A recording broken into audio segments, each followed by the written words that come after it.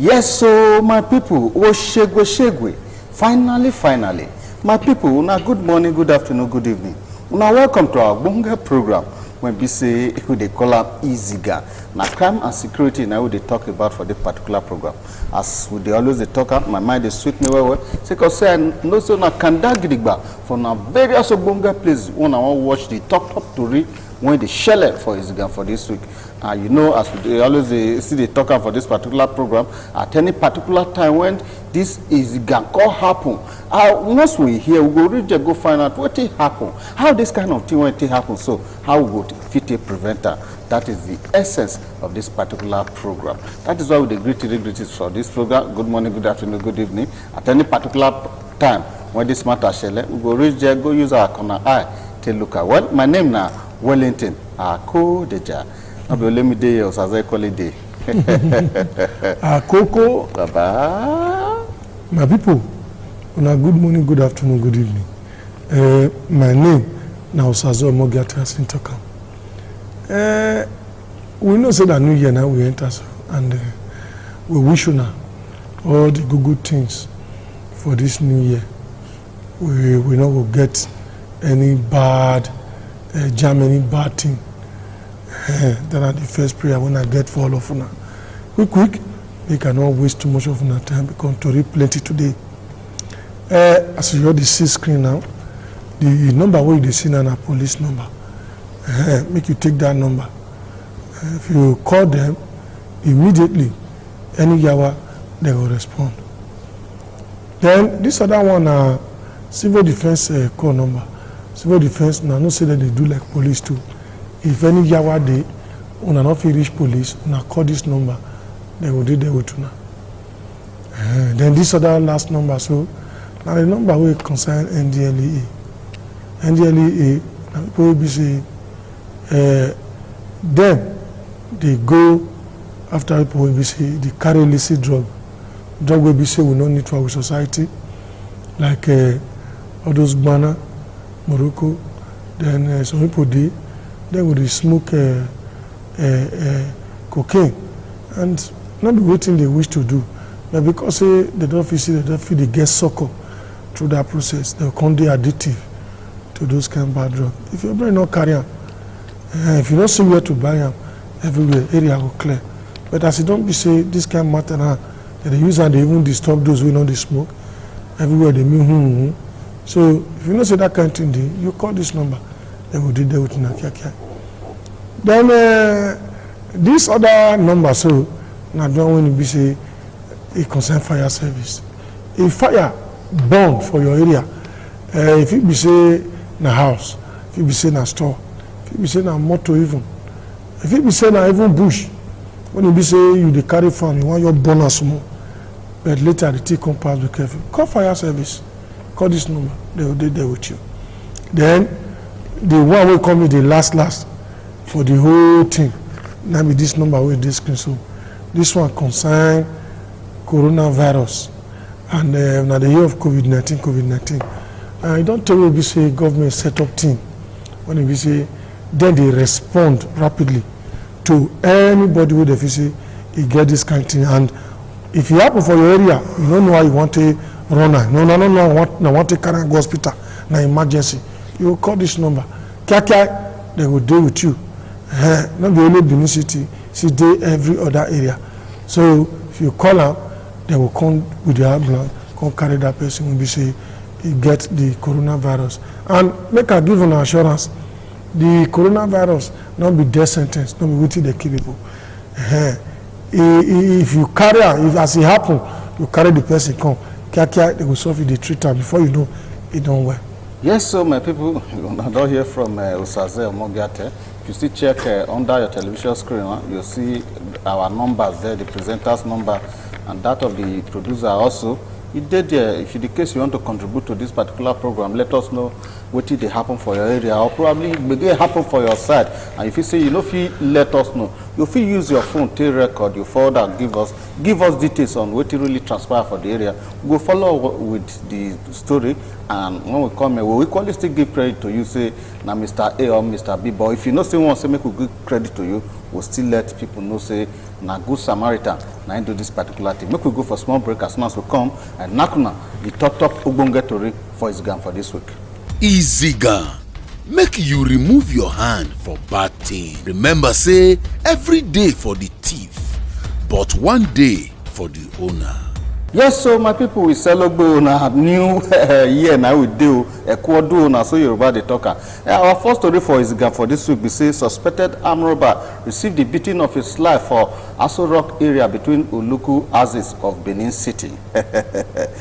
10 suspects escaped from cell of Edo State Police Command inside the state CID for Obodo, Nigeria. Here, how they escape? Now the matter we go look into. Young people, they lost their life sake of say they say na one color or the other. Now they join concerning court matter for inside Benin City. All of us now one. We must live as one. This one at 2021. 2020 don't go. The wahala when follow and come. You go, make we try, make we change attitude. My people, this one are the top to read for Izigan for this week. We'll go for small break. As soon as we come, we give you the first story. Izigan, make you remove your hand for bad thing. Remember say every day for the thief, but one day for the owner. Yes, so my people, this particular story, that one will be say in the open mouth that anyanya. Will be say residents of an area for Aso Rock area for Idowina. They give the beating of one suspected armed robbers. They receive the beating of the life as people they get hand parts for New Year gift. But you know, now based on say no one removal come up for batting. Now plenty slap and better stick and cane. Now they cut a flogger. This will happen when we say here and a gang. They can't go the area. One can't go dispossess people of their valuables. But as luck go take run against them, now they call catch a pitikon. As I talk to you now, the guy called the dim eye point like rat will fall for inside red oil. Make we let una make we play the video for now. Make una see as the guy will be say in a commando na he been na be before, but now it could be like I don't know. Make una just watch it. Now what did they do? They do.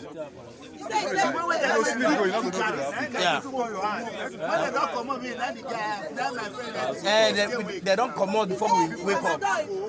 Where they come to me for house. Look here. Huh? No, I never collect them. Get person where they call them. My own, the phones when they pack from my house, about 9 phones. They call them. Then they pack from my house. You get person where you want to sell the phone to. You don't even call the person. Stop. About 9 phones. Then they pack from my house. Money and everything. My jewelry, my wedding ring, my wife gold, everything. I had a pack for my house. Now, of course, nobody wake up. They don't come up. That time, even the first people there around that time said, when transform at this point. I know about that. Now that is happening. They bundle outside. Where the boy will go? Now you bro. Drop us I know you now. Nine girls. Small allos. I know. One care our allos for us. I think you still know your gang. You know your gang. Go on the rope together.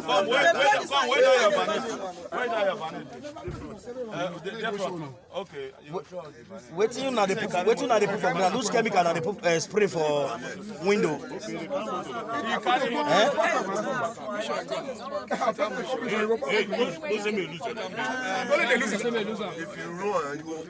I want to know.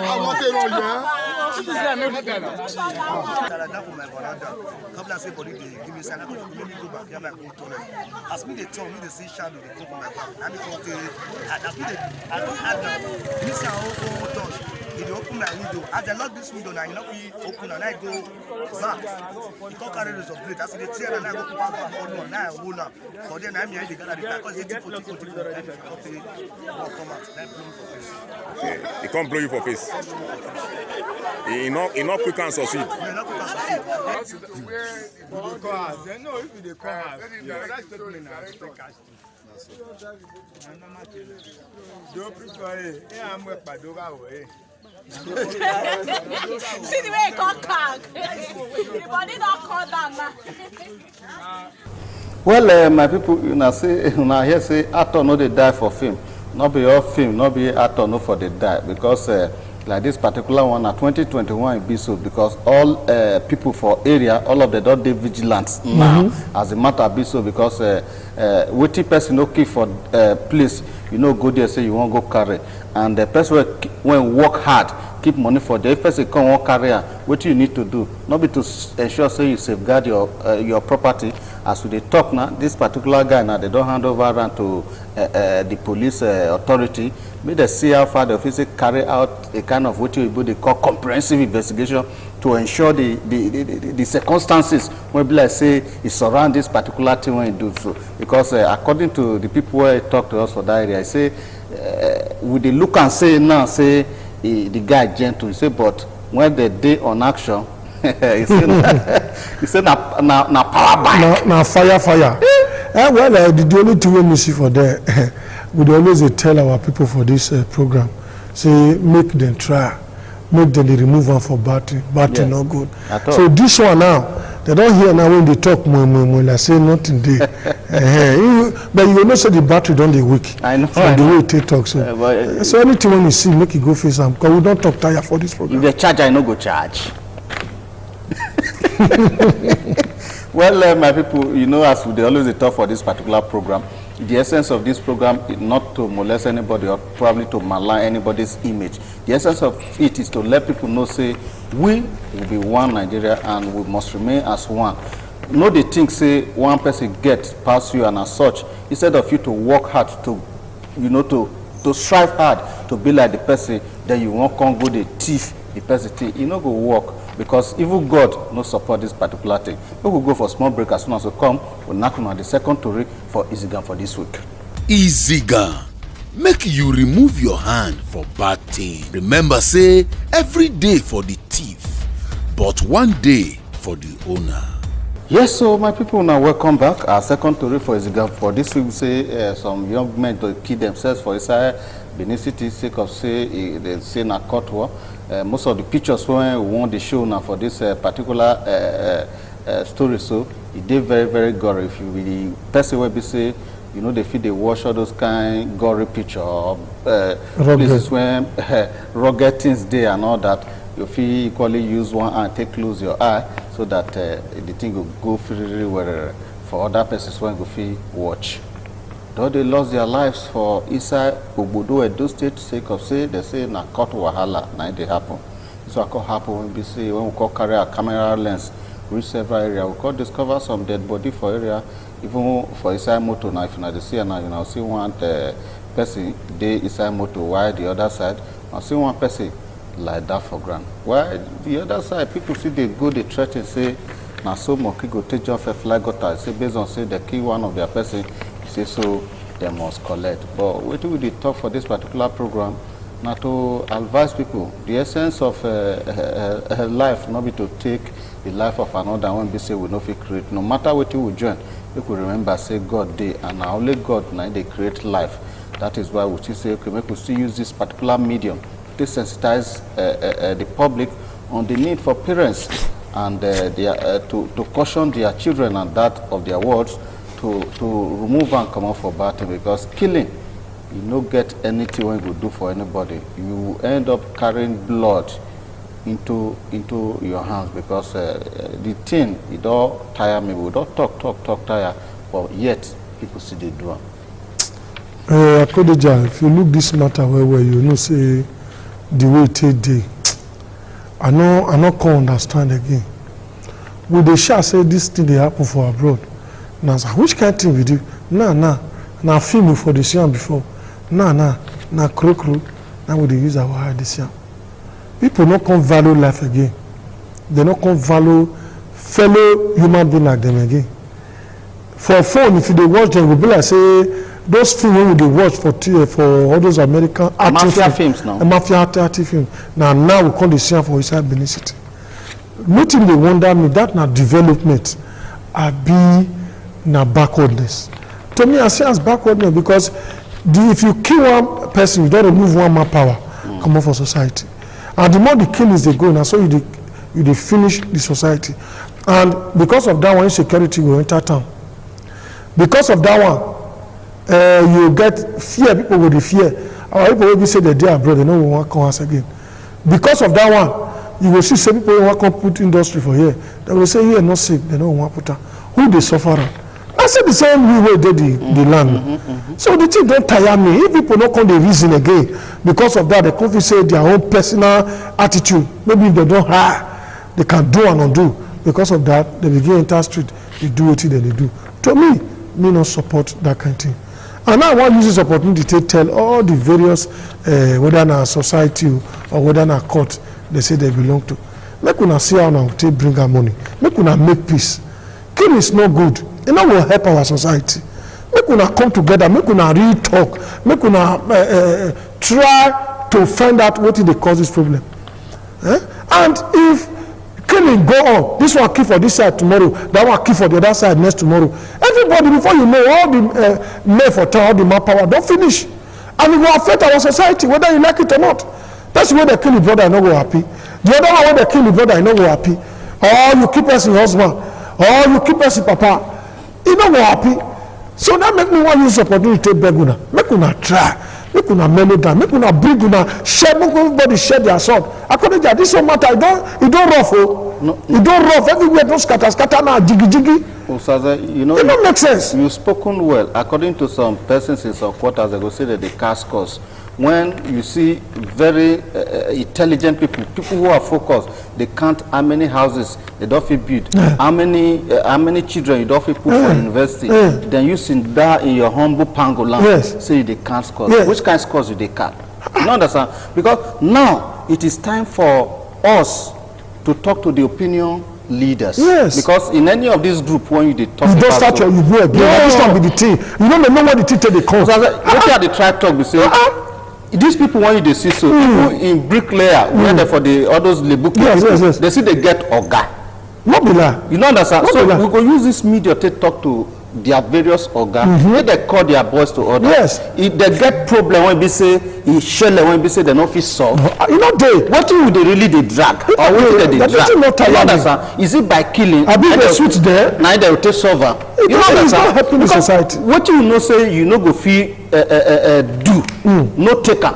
No be lie. But that one when you talk now, me don't do investigation well. You know I can't call somebody. Now so the person one for inside they make the judge they use the boss. Now the other one come say man and I hear the one say come quiet with relax that day. Come the house say all these things where they join I manage. That one say you know say na so e be if you not join. Because I seen there now, you know they hear a word.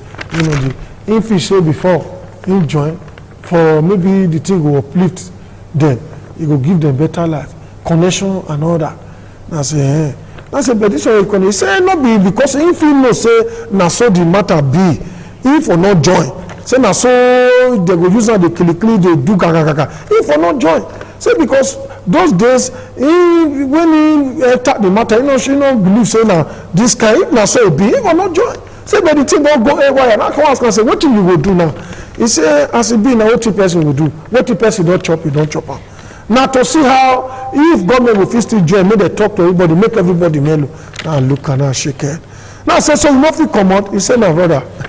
He say even if you say you come out, you not come out too. Now say now so don't be stigma when they don't put for it be like when they carry fire, put up for this it take hot. He say yes, now so it be. He said if you say now so you renounce, now so you do this one. He said they not counter for their mind, so you don't come out. Because what you chop, you don't chop. I say, now they make them tire. So now encouragement. Now we go to encourage everybody when you know so they don't swallow what they not supposed to swallow. You know, say you swallow what you know suppose swallow. Yes, from that other person when I consult, his explanation. If you know say, but there's a way you can see, you don't see say the thing now, it don't make sense. It don't dey help.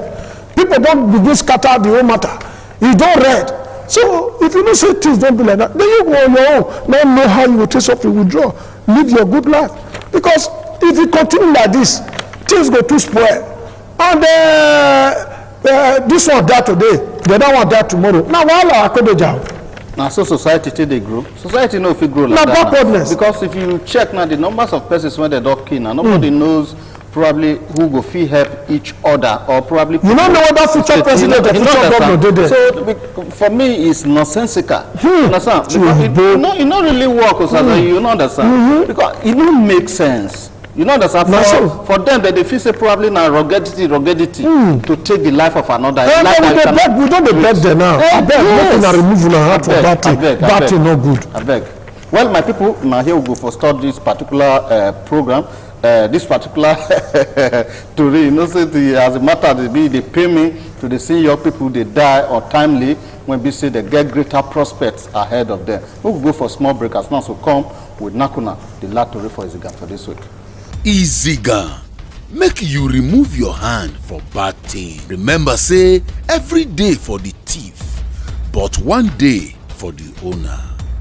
Yes, so my people, this particular lottery, I don't be say the open person mad that anyanya. This will call happen when we say some suspects when they inside cell of the state CID for Edo State Police Command headquarters for Benin City.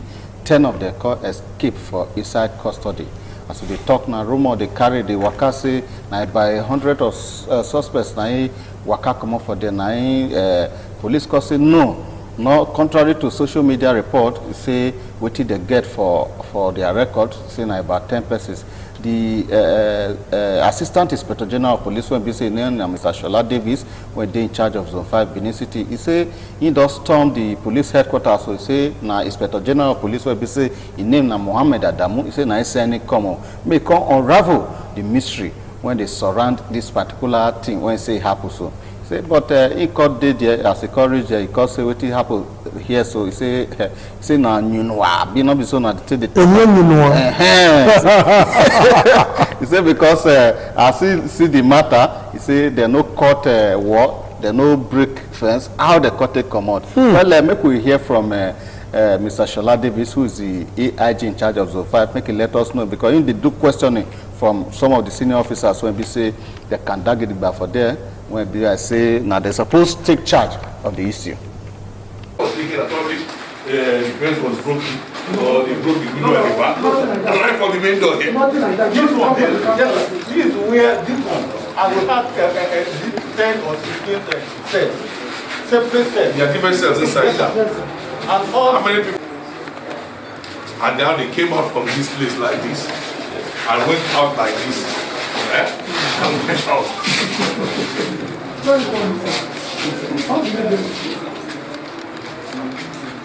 I don't, this is here the units. I mean, the better, you can't come up with a better story. This one is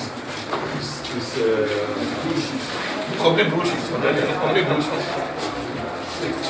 And they were going out, and people were on duty here. I'm sure you have family that, and this was even fenced around. We have four people that. It's a very, very sad incident. Shift your mic down. The Inspector General of Police is not happy with what has happened and has directed that I should come here to visit the scene and give a first-hand report of what happened. But I want to reassure the people of the state that we are taking every measure possible to ensure that these boys these suspects who are arrested, who escaped, are rearrested. I also want to use the opportunity to debunk that social media news. Over hundreds of suspects escaped from the state CID. We have done a painstaking check and we found that 10 suspects escaped. However, that's 10 suspects is still many. I want to reassure the people of Edo State that all steps have been taken and very soon these bad boys will be brought back to where they should be. I don't think there's much cause for alarm because we have strategized now and very soon The PRO will brief you further on the arrest of the suspects. Thank you, sir. Thank you. Well, una don hear from the question when AIG Zone 5, the question some of the officers say, wetin how this particular thing happen? He say, wetin happen, so he say, not be wetin they explain to person, no. He say, because from wetin they see off camera, he say, if like say maybe a conspiracy or something like that, too, because as you go imagine the level. It's too clear. You can imagine, you say 10 prisoners, they come up for say. 10 suspects. 10 suspects. They come up for say. Yes. How you and no breakage, nothing. Which case cashing a house? Have you Simon Templar? Have you James Bond? James Bond. That's Simon Templar. Have you James Bond? Not the Bible that thing for happen so.